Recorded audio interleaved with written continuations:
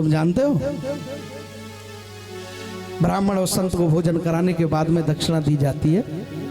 भोजन तेरी पत्नी ने करा दिया, दक्षिणा तू अपने हाथ से हमें दे दे। अजामिल ने कहा, ओ महात्मा जी, सबसे बड़ी दक्षिणा यही है, मेरे दरवाजे पे हो, यहां से सीधे चले जाओ, नहीं तो इतनी मार लगाऊंगा सब दक्षिणा भूल जाओगे, इसलिए चले जाओ यहां से, सब दक्षिणा ही है। ये तो मेरी पत्नी की वजह से तुम यहां रुक रहे हो, नहीं थोड़ी देर नहीं रुकने देता तुमको। संत बोले दक्षिणा तो लेकर के जाएंगे भाई। अजामिल बोला बिल्कुल नहीं दूंगा।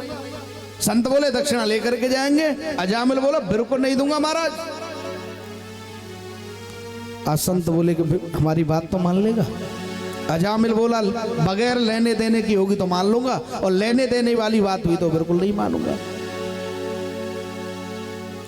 आज संत ने कहा, सुन, हमारी इतनी बात मान लेना, आपके तेरी पत्नी के गर्भ से जो बेटा जन्म लेना, उस बेटे का नाम नारायण रख लेना, बस यही हमारी दक्षिणा है। अजामिल बोला नारायण? हाँ चलो जाओ यहां से, नाम रख लूंगा। अजामिल जाओ जाओ जाओ, यहां से जल्दी चले जाओ महाराज। आज संत वहां से चल दिए। सज्जनों, बता गए भक्ति का मार्ग परीक्षित। वो जानते थे संत ऐसे तो ये भजन करेगा नहीं, लेकिन अपने बेटे का नाम नारायण रख लेगा तो कम से कम इसके नाम से नारायण नाम निकलेगा तो इसका कल्याण हो जाएगा। उधर में सज्जनों संत तो चले गए। उसके 9 बेटे थे, 10वीं संतान, फिर एक बेटा हो गया उसके। जब बेटा हो गया तो संतों की बात मान करके उसने नारायण नाम रख लिया। इतना तो संभल गया, अपने बेटे का नाम नारायण रख लिया, और नारायण नाम रख करके बेटे से प्यार करता है। सज्जनों, आपने देखा होगा, बड़ा बेटा होता है वो पिताजी को प्यारा लगता है, पिताजी ज्यादा प्यार करते हैं। और छोटा होता है, सबसे छोटा घर में होता है ना, उसको माताजी ज्यादा प्यार करती हैं। करती है कि नहीं करती हैं? और बीच वाले होते हैं ना महाराज जी, ये तो संत हो जाते हैं। हाँ, आप किसी संत से पूछना कि महाराज आप कौन से नंबर की संतान थी घर में, तो ज्यादातर उत्तर मिलेगा कि मैं बीच का था। है? बीचकों पर माता पिता का प्यार कम होता है। लेकिन यहाँ अपवाद है, अजामिल अपने छोटे बेटे से बड़ा प्यार करता है।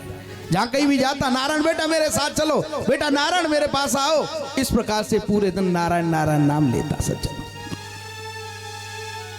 उधर में अजामिल के मरने का समय आया है। सज्जन, समय से पहले कुछ समय बाकी था उसका, लेकिन यमदूतों ने अजामिल को लाने के लिए भेज दिया है।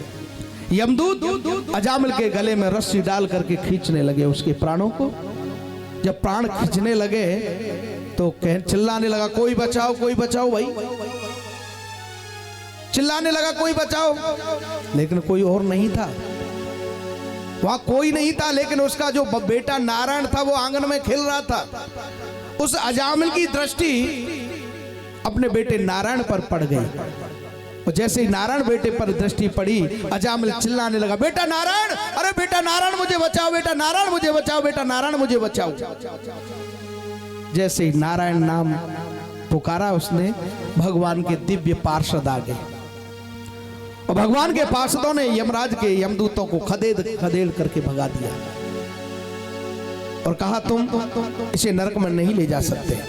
यमदूतों ने कहा महाराज इसने अपने बेटे का नाम नारायण रख रखा है, इसलिए नारायण अपने बेटे का नाम लिया है, भगवान का नहीं लिया है। भगवान के पार्षदों ने कहा है तो हमारे नारायण का नाम, भाव को भाव अनक आलसऊ, नाम जपत मंगल दिस दसऊ। चाहे भगवान के नाम को भाव से गाओ, चाहे कुभाव से गाओ, नाम तो असर देता है। इसने हमारे नारायण का नाम पुकारा है, इसलिए तुम इसे नरक में नहीं ले जा सकते।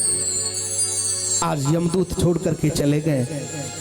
इन बातों को सुन रहा था अजामिल, पड़ा पड़ा सुन रहा था। आज कुछ जिंदगी के शेष दिन थे, आज नरक से बच गया। आज अजामिल ने विचार किया, मैं सच्चे मन से नारायण का नाम लेता तो मेरा कल्याण हो गया होता।